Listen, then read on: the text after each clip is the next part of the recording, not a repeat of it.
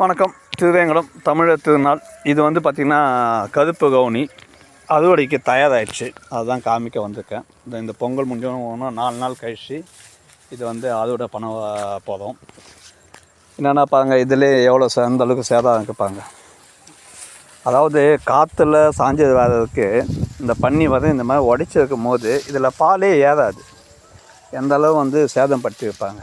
இதெல்லாம் ஒவ்வொன்றா எடுத்து கை அறுவடை தான், ஓகேங்களா? மிஷின் அறுவடையும் கிடையாது. ஸோ இந்த அளவு இதுபாங்க. இதெல்லாம் பண்ணிக்கு டப்பா கட்டியிருக்கோம். ஒன்று இதே மாதிரி பண்ணியிருக்கோம். அது இந்த விவசாயிங்க நிறைய பல கருத்துக்கள் சொல்லுவாங்க. பன்னி இதை சாப்பிட்றது கிடையாது. அது வந்து இந்த கழுங்க அந்த மாதிரி ஏதாவது சாப்பிட்டு இதை வந்து ஒரு ப்ளே கிரவுண்டாக தான் ஆக்கி வைக்குது.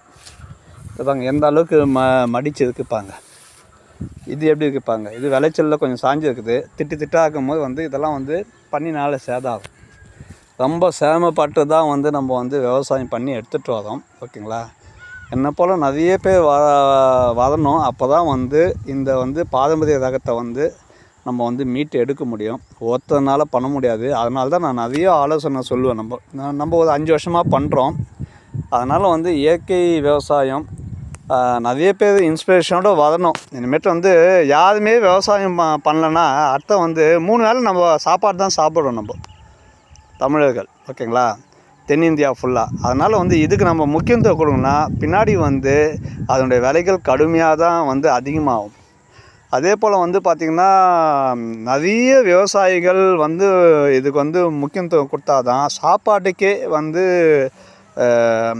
ரெடி பண்ண முடியும். இல்லைனா ரொம்ப கஷ்டம். ஏன்னா நான் விவசாயம் பண்ணுறது வந்து கம்மியாகினே போகுது. அப்போ அரிசி எப்படி கிடைக்கும்? நம்மளை தூங்கி ஏந்தவொடனே வந்து பார்த்தீங்கன்னா இட்லி தோசை, அதுவும் அரிசி தான். இட்லி அரிசி. மதியானம் சாப்பாடு, அதுவும் அரிசி தான். அரிசியை சாப்பாடை சார்ந்து இருக்கும் போது, நம்ம அரிசி வகையான சாப்பாடை சார்ந்து இருக்கும் போது விவசாயிங்க வந்து இன்னும் அதிக அளவு இளைஞர்கள் இதுலேயும் வந்து நாட்டை இருக்கணும்னு பல சோதனைகள் இருக்குது. இல்லைன்னு சொல்ல, சோதனைகள் இல்லாத வந்து எதுவும் நடக்காது, ஓகேங்களா?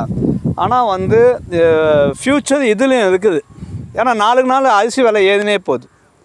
அதனால் வந்து ஃப்யூச்சரில் எதுவும் இருக்குது. ரசாயனம் இல்லாத, ரசாயன பூச்சி கொல்லி இல்லாத, ரசாயன உரங்களே போடாத பண்ணுறவங்க இன்னும் நாளுக்கு நாள் மேலே வரணும். அப்போ தான் வந்து இந்த வந்து பாரம்பரிய ரகத்தை காப்பாற்ற முடியும். எதனால் சந்தேகம் தான். என்னுடைய அனுபவம் 5 வருஷத்தில் என்ன ஆகுதோ அது சொல்கிறோம் நம்ம. நன்றி.